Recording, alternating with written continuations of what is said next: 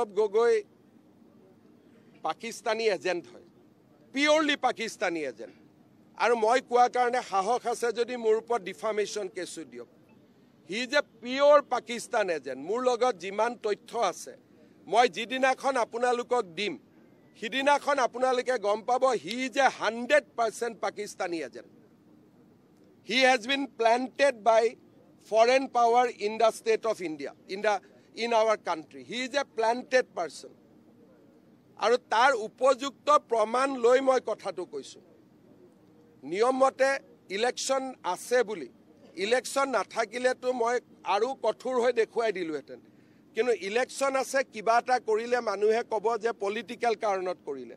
নহ'লে মোৰ হাতত ইমান দিন যিমানখিনি তথ্য আছে তাৰ পিছত তেওঁ আচলতে মুকলিভাৱে ঘূৰি থাকিবই নোৱাৰে। কোনোবাই ভাবি আছে যে কাগজ নাই নেকি 10 ছেপ্টেম্বৰত দেখুওৱা নাই, কিন্তু ময়ে হয়।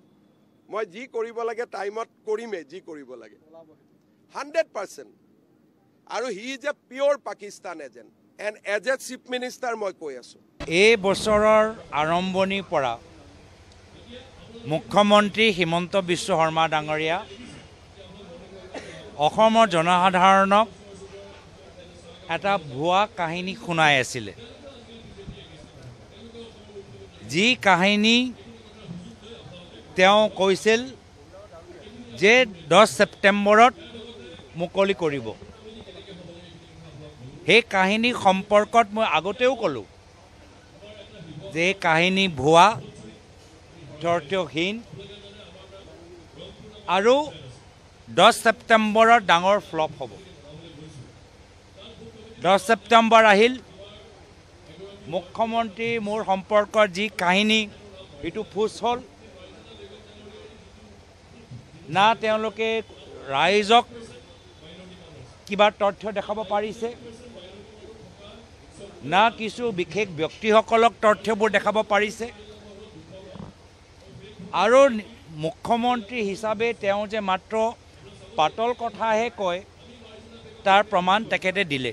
এইখিনিতে আমি প্ৰতিদিন টাইমৰ দৰ্শকসকলক এটা কথা কওঁ যে মাননীয় মুখ্যমন্ত্ৰী হিমন্ত বিশ্ব শৰ্মাই যিকেইটা কথা আকৌ এবাৰ জোৰেৰে কৈছে, আপোনালোকে নিশ্চয় মন কৰিছে যে এই কথাটো তেখেতে 100% চিয়ৰ বুলি কৈ যিখিনি কথা কৈছে ইয়াত কিন্তু এটা দিশ সোমাই আছে। ৰাজনীতি বাদ দিয়ক, যদি সঁচাকৈয়ে গৌৰৱ গগৈ পাকিস্তানৰ পিয়ৰ এজেণ্ট আৰু যদি সঁচাকৈ ৰাষ্ট্ৰবিৰোধী কাম কৰি আছে, মুখ্যমন্ত্ৰীৰ হাতত ইমানখিনি তথ্য থকাৰ পিছতো যদি গৌৰৱ গগৈক এনেকৈ ঘূৰি থাকিবলৈ দিছে, তেনেহ'লে সেইটো মুখ্যমন্ত্ৰীয়ে অন্যায় কৰিছে।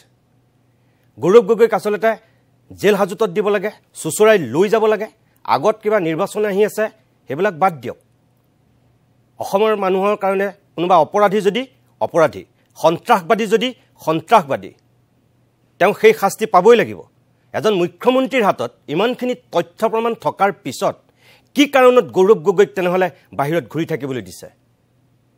বিৰোধী দলৰ এজন উপদলপতি ভাৰতবৰ্ষৰ সংসদত, সেই মানুহজন যদি সঁচাকৈ তেনেকুৱা দুষ্কাৰ্যত জড়িত, আমি ভাবোঁ যে অসমৰ এজন সাধাৰণ সচেতন ব্যক্তি হিচাপে মুখ্যমন্ত্ৰীৰ প্ৰতি আমাৰ অনুৰোধ, আপুনি ৰাজনীতি বাদ দিয়ক, গৌৰৱ গগৈক আপুনি অচিৰেই গ্ৰেপ্তাৰ কৰাৰ ব্যৱস্থা কৰক, চুচৰাই লৈ যাওক। আপুনি অসমৰ মানুহে কেতিয়াও বেয়া নাপায় যদি এজন সন্ত্ৰাসবাদী, এজন ভ্ৰষ্টাচাৰী যদি বিৰোধী উপদলপতিৰ আসনত আছে, তেনেকুৱা মানুহক চুচৰাই লৈ গ'লে অসমৰ মানুহে আপোনাক বাবা দিব, চেলুট দিব।